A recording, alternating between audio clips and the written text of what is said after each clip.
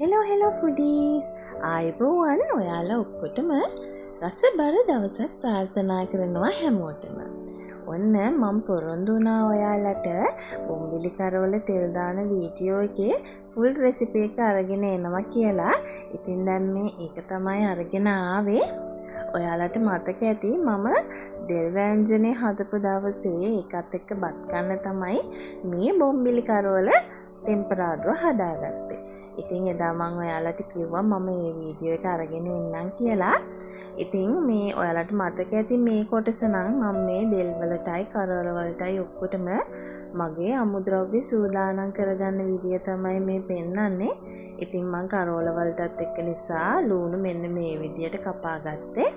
ඒ වගේම සුදු ලුණු ටිකත් මම මේ විදියට හොඳට ප්‍රෙස් කරලා පොඩියට කපා ගත්තා මගේ දෙල් එකටයි. අපි මේ හදන්න යන බොම්බිලි ටෙම්පරාදුවටයි එක්ක. ඔන්න ඊට පස්සේ අපි කපා ගන්නවා අපේ බොම්බිලි ටෙම්පරාදුවට අවශ්‍ය දේවල්. මතකයි නේද දෙල් වීඩියෝ එක හදද්දී මම කිව්වා මේ අපි ලීක්ස් ගහේ සුදු කොටස ගත්තේ අපේ බොම්බිලි ටෙම්පරාදුවට කියලා. ඉතින් මෙන්න මේ විදියට ලීස් ගහේ කඳ කොටස නැත්තම් සුදු කොටස අරගෙන දෙකට පළලා මේ විදියට කපලා ගමු.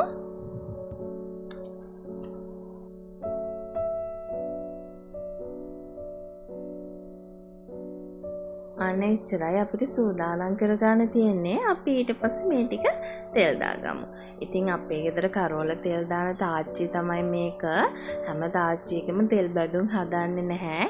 ඉතින් මේක කරවල වගේ දේවල් ටෙම්පරාදු කරන්න ගන්න තාච්චිය. ඉතින් අපි මේකට තෙල් ටිකක් දාලා රත් වෙන්න තිබ්බා ලිප උඩින්. මේ විදිහට රත් වීගෙන එනකොට මේකට අපි කරවල ටික දාගමු. මේක හොඳට සුද්ධ කරලා තියෙන්නේ. බොම්බිලි කරවල ගෙනාවන් පස්සේ ටිකක් වෙලා වතුර දාලා තිබ්බහම මේක හොඳට පෙඟෙනවා. ඊට පස්සේ ඔයාලා හාල්මැස්ස සුද්ධ කරගන්නේ. ඒ විදිහට ඔලුවත් එක්ක පොඩ්ඩක් බඩ කොටස තියෙනවා පැත්තෙන්. ඒ බඩ කොටස අපි අයින් කරගන්න ඕනේ. ටිකක් දිගට පල්ලෙහාට ඒ කොටස තියෙනවා. ඔලුව ගලවලා ගද්දී ඒ බඩ කොටසත් ගැලවිලා එනවා. නැත්තම් පොඟව ගත්තම අපිට හරි ලේසියෙන් ඒක සුද්ධ කරගන්න පුළුවන්.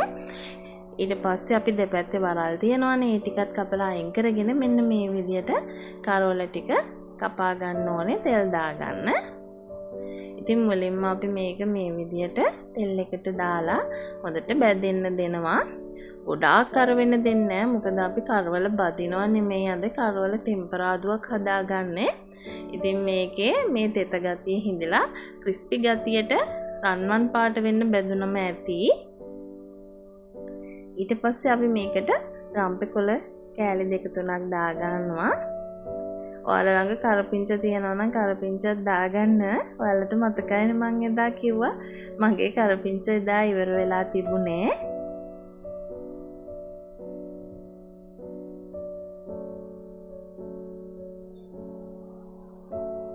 ඊට පස්සේ අපි මේක හොඳට මේ විදියට හැඳිගා ගන්නවා.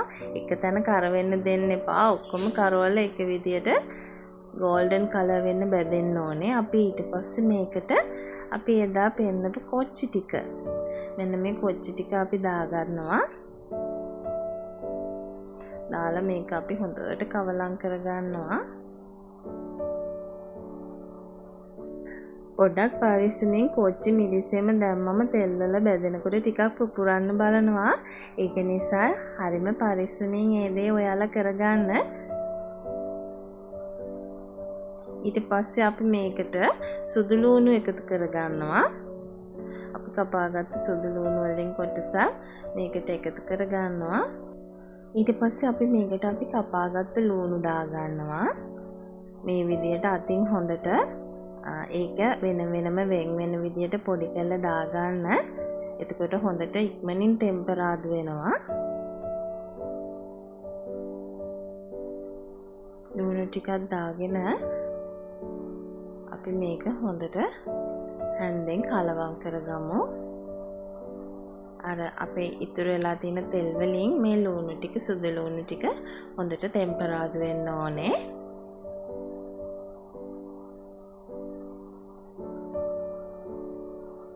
ඉතින් මං හැමදාම කියනවා වගේ මම මේ බොම්බිලි තෙම්පරාදුව හදාගන්න විදිය මීට වඩා වෙනස් විදියට ඔයාලා හදනවා නම් මටත් කමෙන්ට් එකක් දාගෙන යන්න. මම try කරලා බලන්නම්. ඉතින් මේකට අපි ලුණු ටිකකුත් දාගන්නවා මේ වෙලාවේ. ගොඩක් එකපාර එකතු කරන්න එපා. අපිට ව්‍යංජන අන්තිමට රස බලලා මදි පාඩුවට ලුණු දාගන්න පුළුවන්. ලුණු දාලා මේක හොඳින් කවලම් කරගන්නවා. කවලම් කරලා මේක තෙලෙන් ටිකක් මැලවෙන්න තියලා තියෙනවා.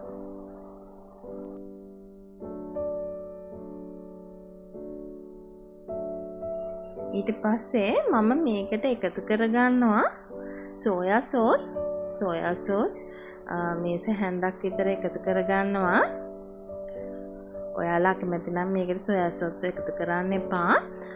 මට නම් සෝයා සෝස් එකතු කරාම හරිම රසයක් වගේම ලස්සන පාටක් එනවා. ඒ නිසා තමයි මම සෝයා සෝස් එකතු කරේ මේකට.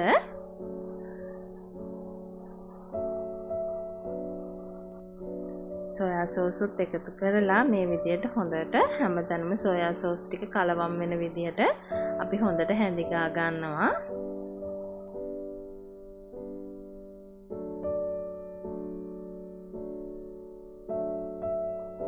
ඊට පස්සේ අපි අර කපාගත්ත ලීස් ටික මේකට එකතු කරගන්නවා. ලීස් ටික මේකට එකතු කරලා හොඳට කලවම් කරලා ඒකත් හොඳට තෙලෙන් මැලවෙන්න දෙන්න ඕනේ.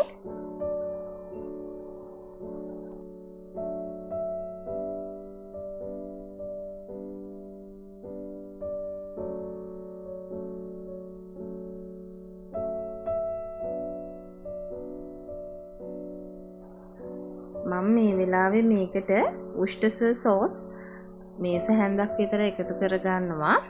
ඔයාලා ළඟ තියෙනවා නම් අනිවාර්යෙන්ම එකතු කරගන්න. මේකෙන් අපේ මේ කරවල තෙම්පරාදුවට හොඳ රසයක් එනවා.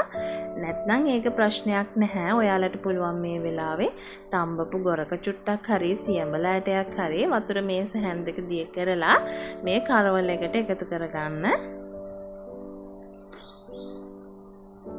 උෂ්ටෂර් සෝස් බ්‍රෑන්ඩඩ් කීපයක් සුපර් මාකට් වල තියෙනවා. ඉතින් ඔයාලට බලලා ගන්න පුළුවන්. එහෙම නැත්නම් කිසි ප්‍රශ්නයක් නැහැ. ඔයාලට අර වගේ සියඹල හරි ගොරක් හරි ටිකක් මේකට එකතු කරගන්න පුළුවන්.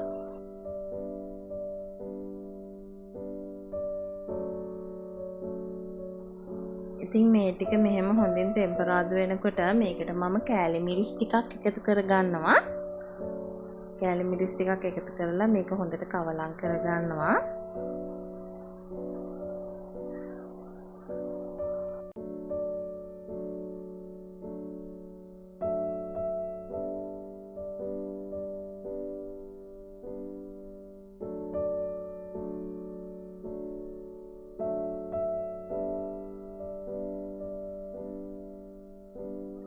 ඉතින් මේ තියෙන අපේ කරවල තෙම්පරාදුව. ඔයගොල්ලන්ට පුළුවන් මේ වෙලාවේ මේකේ රස බලලා ඔයාලගේ රස පදම අනුව මේකට ලුණු ටිකක් එකතු කරගන්න. ලුණුත් එකතු කරලා මේක හොඳට කවලම් කරන්න. මේ මුළු තෙම්පරාදුවටම මේ ලුණු ටික හොඳට කවලම් වෙන්න ඕනේ. ඉතින් ඊට පස්සේ අපි මේ තෙම්පරාදුව තව ටිකක් ලිපේ තියලා මේක තව ටිකක් හොඳට මැලවුණාට පස්සේ අපිට පුළුවන් ලිපෙන් බා ගන්න.